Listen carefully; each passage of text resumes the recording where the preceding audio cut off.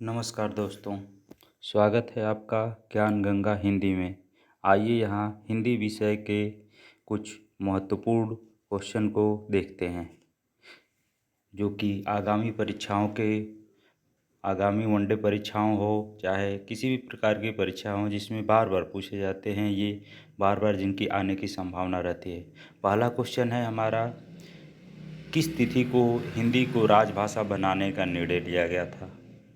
किस तिथि को हिंदी को राजभाषा बनाने का निर्णय लिया गया था? इसका आंसर है ऑप्शन नंबर सी, 14 सितंबर 1949 को लिया गया था। हम अगला क्वेश्चन देखेंगे, क्वेश्चन नंबर 2।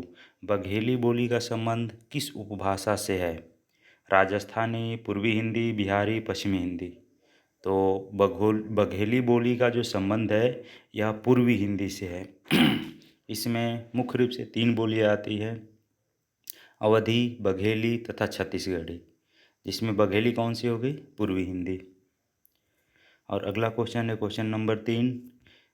भाषाई आधार पर सर्वप्रथम किस राज्य का गठन हुआ? भाषाई आधार पर सर्वप्रथम किस राज्य का गठन हुआ? पंजाब, जम्मू कश्मीर, राजस्थान, आंध्र प्रदेश। तो इसका आंसर है आंध्र प्रदेश। लगभग ये 50 बार एग्जाम में आ चुका है, वनडे एग्जाम में। भाषाई आधार पर सर्वप्रथम किस राज्य का गठन हुआ? आंध्र प्रदेश। अगला क्वेश्चन, क्वेश्चन नंबर 4। भाषा के आधार पर भारतीय राज्यों की पुनः संरचना की गई थी, कब? तो इसका जो आंसर हो जाएगा ऑप्शन नंबर डी, 1956 में भाषा के आधार पर भारतीय राज्यों की पुनः संरचना की गई थी 1956 में।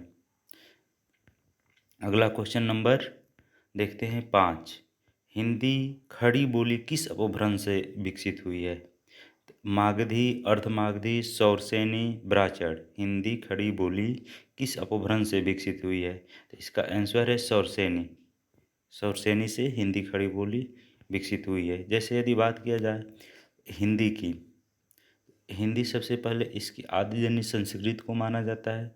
संस्कृत के बाद पाली, प्राकृत, अपभ्रंश, अवहट होते हुए हिंदी बना हुआ है। अगला क्वेश्चन देखते हैं, क्वेश्चन नंबर 6। भाषा के मूल रूप कौन सा है? मौखिक, लिखित, मानक या साहित्यिक? ये भी बहुत इंपॉर्टेंट क्वेश्चन है। भाषा का मूल रूप कौन सा है? तो इसका आंसर है मौखिक। मौखिक जो है मूल रूप होता है।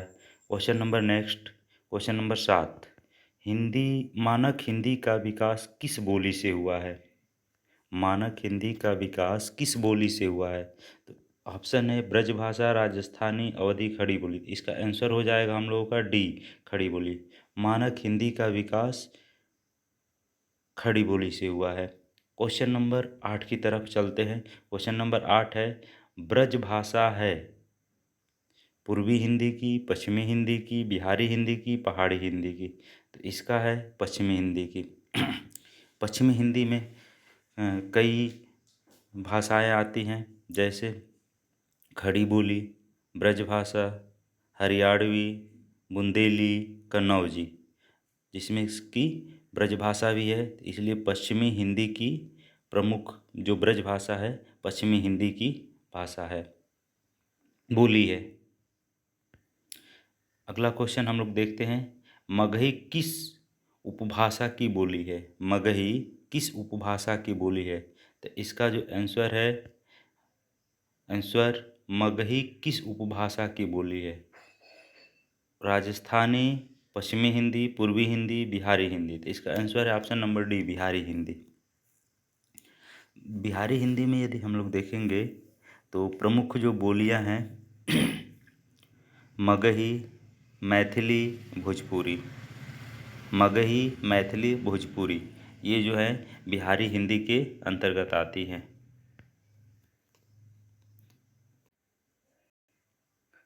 आगे देखते हैं, क्वेश्चन नंबर 10। खड़ी बोली का सर्वाधिक उपयुक्त प्राचीन नाम है?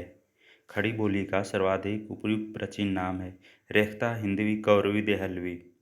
तो जो इसका आंसर है खड़ी बोली को हम लोग कौरवी नाम से भी जानते हैं, तो ऑप्शन नंबर सी हो जाएगा। अगला क्वेश्चन, ब्रजभाषा का विकास किस अपभ्रंश से हुआ है? ब्रजभाषा का विकास किस अपभ्रंश से हुआ? पैशाची, नागर, सौरसेनी, अर्धमागधी। तो जैसा कि हम लोग जानते हैं कि जो ब्रज भाषा है पश्चिमी हिंदी की है। पश्चिमी हिंदी में कौन कौन से आते हैं? खड़ी बोली, ब्रज भाषा, हरियाणवी, बुंदेली, कन्नौजी। तो ये जो पश्चिमी हिंदी जो है किस अपभ्रंश से हुआ है? तो शौरसेनी अपभ्रंश से पश्चिमी हिंदी हुआ है। पश्चिमी हिंदी की ही कौन?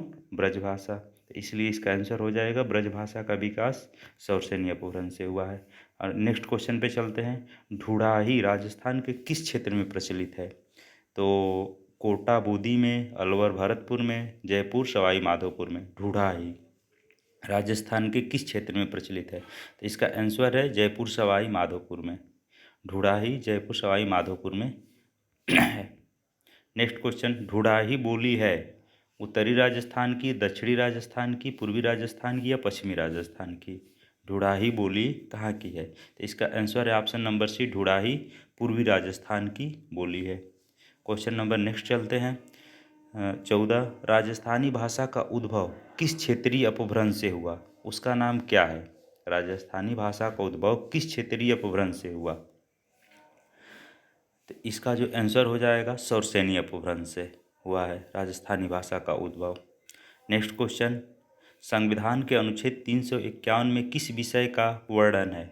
संघ की राजभाषा, पत्राचार की भाषा, उच्चतम न्यायालय की भाषा या हिंदी के विकास हेतु निर्देश? संविधान के अनुच्छेद 351 में किस विषय का वर्णन है? तो जो इसका आंसर हो जाएगा हिंदी के विकास हेतु निर्देश।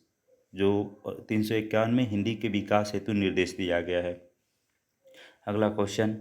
प्राचीन संविधान में किन अनुच्छेदों में राजभाषा संबंधी प्रावधानों का उल्लेख है? प्राचीन संविधान में किन अनुच्छेदों में राजभाषा संबंधी प्रावधानों का उल्लेख है? 343 से 51 तक, अनुच्छेद 334 से 315 तक, 343 से 443 से 135 तक या 334 से 153 तक? हमारा जो ऑप्शन नंबर ए है वही सही है। 343 से 351 तक भारतीय संविधान के अनुच्छेद में राजभाषा संबंधी प्रावधानों का उल्लेख किया गया है। आगे बढ़ते हैं अगले क्वेश्चन पे। अपभ्रंश भाषा का विकास किस भाषा से हुआ है? संस्कृत से, पाली से, प्राकृत से, अवहट से? तो इसमें जो हमारा आंसर है ये हो जाएगा ऑप्शन नंबर बी, अपभ्रंश भाषा का विकास प्राकृत भाषा से हुआ है। अगला क्वेश्चन देखते हैं। Question number 18। पूर्वी हिंदी का विकास इसमें से किस अपभ्रंश से हुआ है? पूर्वी हिंदी ब्राह्मण, अर्धमागधी, खस, मागधी। तो पूर्वी हिंदी का जो विकास है ये हुआ है अर्धमागधी से। पूर्वी हिंदी का विकास किस अपभ्रंश से हुआ है? अर्धमागधी से। अगला क्वेश्चन, क्वेश्चन नंबर 19। कौरवी का अन्य नाम क्या है? जैसा कि हम लोग पहले ही पिछले क्वेश्चन में भी देखे थे, कौरवी का अन्य नाम क्या है? खड़ी बोली। अगला क्वेश्चन, क्वेश्चन नंबर 20 है। भाषा के द्वारा जो भी कहा जाता है उसे क्या कहते हैं? काव्य, साहित्य, बाणी या वाङ्मय? तो भाषा के द्वारा जो भी कहा जाता है उसे हम लोग बाणी कहते हैं। भाषा के द्वारा जो भी कहा जाता है उसे हम लोग बाणी कहते हैं। अगला क्वेश्चन की तरफ देखते हैं। राजभाषा आयोग के गठन का अधिकार राष्ट्रपति को दिया गया है। राष्ट्रपति का यह कार्य किस अनुच्छेद के अंतर्गत आता है? यानी राजभाषा का गठन राष्ट्रपति करेगा, यह किस अनुच्छेद में है? तो इसका जो आंसर है अनुच्छेद 344 में। अनुच्छेद 343 में राजभाषा के गठन के बारे में उल्लेख किया गया है कि राष्ट्रपति राजभाषा का गठन करेगा, 344 में। अगले क्वेश्चन की तरफ हम लोग देखते हैं। Question number 22। निम्न में से किस भाषा की प्रकृति वियोगात्मक है? इसका आंसर है हम लोगों का अपभ्रंश। अपभ्रंश की प्रकृति वियोगात्मक है। अपभ्रंश की प्रकृति कैसी है? वियोगात्मक है। क्वेश्चन नंबर 23 की तरफ चलते हैं। हिंदी की उत्पत्ति अपभ्रंश के किस रूप में मानी जाती है? हिंदी की उत्पत्ति अपभ्रंश के किस रूप में मानी जाती है? शौरसेनी, ब्राह्मण, मागधी, खस। तो इसको भी ऊपर हम लोग देख चुके हैं। जो हिंदी की उत्पत्ति है ये शौरसेनी अपभ्रंश के रूप में मानी जाती है। यानी शौरसेनी से हिंदी का क्या हुआ है? उत्पत्ति हुआ है। क्वेश्चन नंबर 24 की तरफ चलते हैं। सबसे प्राचीन भाषा निम्न में से किसे माना जाता है? संस्कृत, प्राकृत, वैदिक संस्कृत, अपभ्रंश?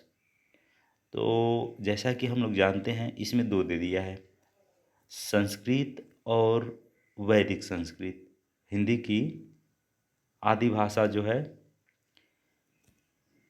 मानते हैं संस्कृत को, लेकिन संस्कृत में भी दो भाग थे, एक वैदिक संस्कृत और उसके बाद आया लौकिक संस्कृत। तो इसका आंसर हो जाएगा सबसे पहले प्राचीन भाषा कौन सी हो जाएगी, वैदिक संस्कृत, उसके बाद लौकिक संस्कृत आएगा। अब क्वेश्चन नंबर 25 यानी अंतिम क्वेश्चन पे चलते हैं। संविधान के 8वीं अनुसूची में 18 भाषाएं थी। दिसंबर 2003 में कितनी भाषाएं इस सूची में शामिल की गई? संविधान के 8वीं अनुसूची में 18 भाषाएं थी और 2003 में कितनी भाषाएं इसमें शामिल की गई? तो इसका आंसर है 4। इसका आंसर क्या है? 4, यानी 4 भाषाएं अब और जुड़ चुकी है। तो प्रिय मित्रों, यदि ये वीडियो अच्छा लगे तो आप लोग लाइक और सब्सक्राइब करें। अगला इसके आगे का भाग जो है अगले एपिसोड में हम लोग देखेंगे, अगले वीडियो में। धन्यवाद।